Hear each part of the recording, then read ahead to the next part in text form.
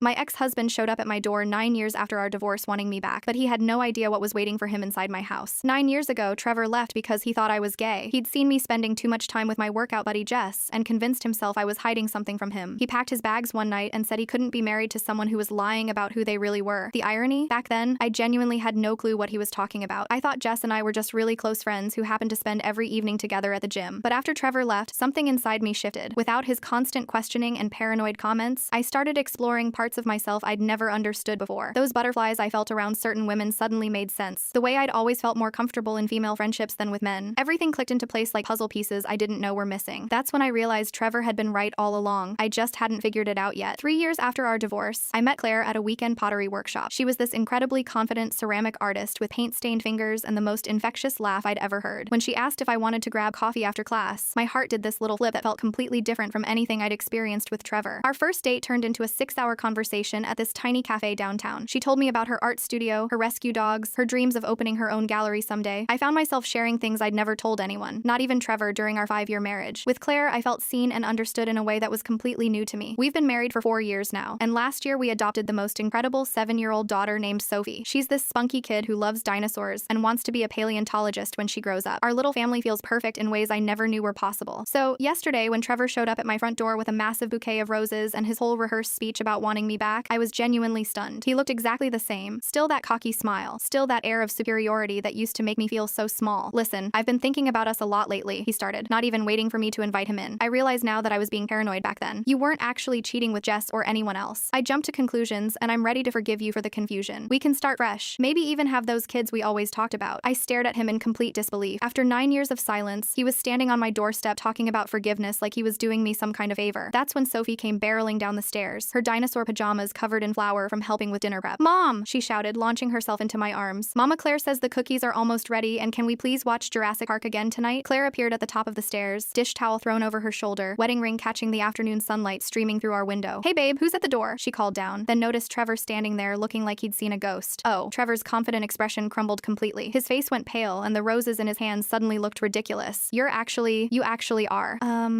Gay? Yeah, turns out you were right all along, I said, adjusting Sophie on my hip while she played with my necklace. Thanks for leaving me, Trevor. If you hadn't, I never would have discovered who I really was or found my actual soulmate. Claire walked down and wrapped her free arm around both me and Sophie, and I could see Trevor's dreams of reconciliation dissolving in real time. I guess I'll just, he stammered, backing toward his car with those wilted roses still clutched in his hand. Yeah, you should probably go, I said gently. But hey, thanks for stopping by. It's nice to finally have closure. As I closed the door, I heard Sophie ask, "Who was that sad man, Mom?" "Nobody important, sweetie. Just someone from a long time ago." Then we watched Jurassic Park, and the three of us cuddled.